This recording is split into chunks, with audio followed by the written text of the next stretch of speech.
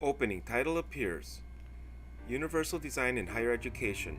Title swipes across the screen, followed by Roger O. Smith, followed by Tim O'Connor, followed by UW-LaCrosse. Title fades to black. An Introduction to Universal Design in Higher Education, Part 4, Roger O. Smith. Video fades to black. Roger O. Smith standing behind a podium in front of an audience. So design for people with disabilities is better design for everyone. Okay. Mini history lesson. Universal design came from architecture, actually, because we discovered that if you have a wheelchair, you can't get into narrow doors.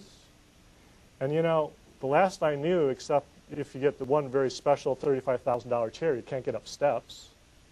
And so architecture said, you know, we can design doorways bigger, and we can design ramps and things. So this concept of universal design really began in architecture, in facilities. And so they've got sort of a head start. Unfortunately, they've also got one of the longest, heaviest foot-dragging components, because in order to fix it, you've got to demolish things. And so architecture saw it first. They've started doing things right first, and then they also have one of the hardest ways to do it, because you have to destroy buildings or stairways or curbs in order to do it right. So secondly sort of came along, and this is out of order. After facilities, there was a whole wave of universal design in information media. The web came along, and there were some really strong advocates, not on the mobility community that happened for architecture, but out of the blind community that says, you know, when you move from that DOS, disk operating system, back from the old gazillion days, and you move to graphical interfaces like Windows and the Macintosh, what you've done is you've just slammed the door in the face of everyone who's blind, who used to be able to use a computer and no longer can because they can't see what's on the computer. When it's text, they can have text readers read the computer. When it's a picture, the text reader goes, unless we say that picture is about such and such and put it in text. So this whole concept of how do we do universal design on the web and in information media sort of evolved and came across. And then really, the youngest kid on the block is us in instruction and academic applications. Now, instruction, including laboratory fieldwork, distance learning, student services, advising, tutoring, the whole thing. Now that I've said that we're the last on the block, let me say that we're the most important on the block. I mean, we're all academia, right? We've got to be the most important.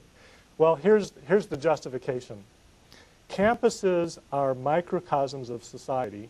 If we can do universal design here, we can demonstrate universal design in every city, every town, every home, everywhere else in the country. Because if you think about it, a campus has residences, they've got lodging, they've got public areas, they've got private areas, they've got food services and restaurants.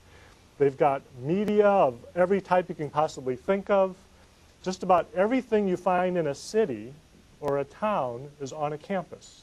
And so if we can crack the universal design nut on campuses, we're really helping out society as a demonstration site. So every one of our campuses is a mini demonstration site to be able to show the rest of the world how to do it. The other thing is, because we're training students that learn where they learn, when they go out into the world, we're really being the role models. So, rationale, accessibility for all students, including students with hidden disabilities. And for a long time, the Junes of the world said, well, we have about 5% of our students coming to us and register that have disabilities, but we know there's a lot more out there that we know have disabilities, but they're not coming to us. And we're going to show you some statistics a little later we've been accumulating at UW-Milwaukee to show you maybe what that might be and if that was real or not, or if you guys were making it up. So anyway, learning styles, really big thing. We're going to talk a little bit more about. Tim's going to talk about that a little bit. English is a second language. Everyone, really universal design is for everyone, and that's important. Just a little bit about hidden disabilities. What are they? Learning disabilities such as dyslexia, if you can't read, ADHD, mental health impairments, depression, anxiety disorders are examples. Chronic illnesses that can be systemic illnesses such as cancer, HIV, diabetes.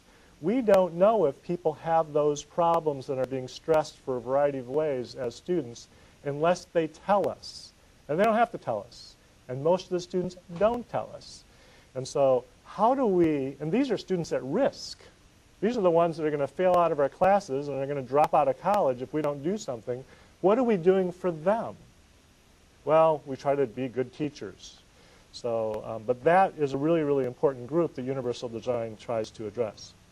So, what are the issues? Statistics in colleges everywhere are commonly reflecting the majority of students with disabilities is this population called learning disabilities.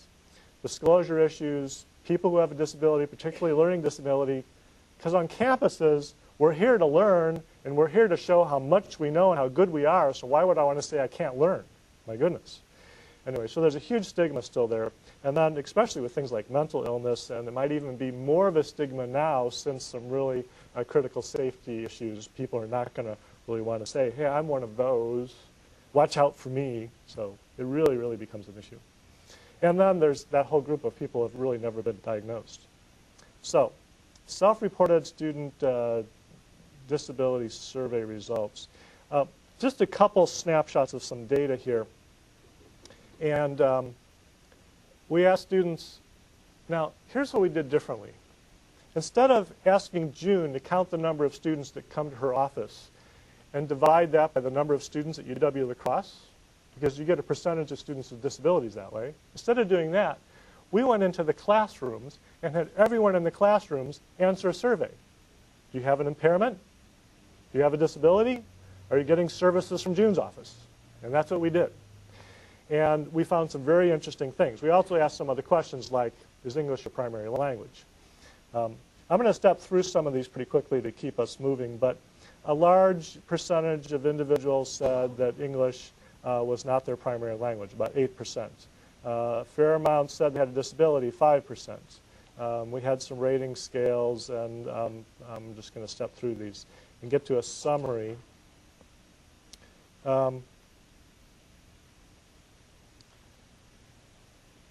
What we discovered was that in terms of self-identified disability, there were about 5.3%.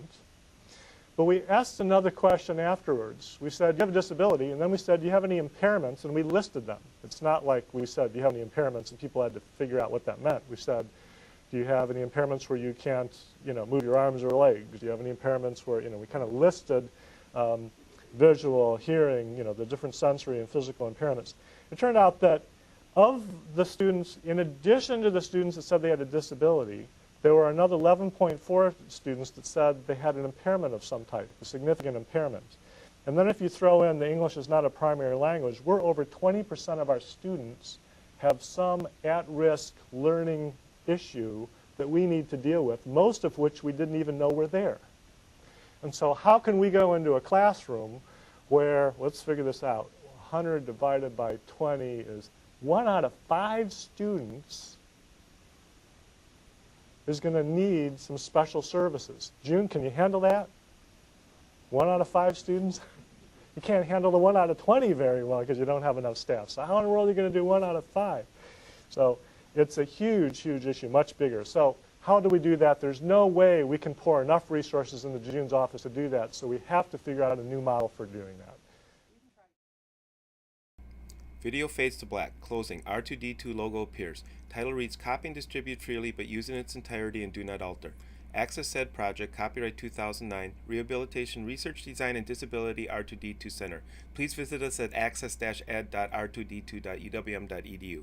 The Access Ed project is supported in part by the U.S. Department of Education Office of Post-Secondary Education, PR Award P33A050090. The Access Ed documents contained in this video are those of the grantee and do not necessarily reflect directly on the U.S. Department of Education.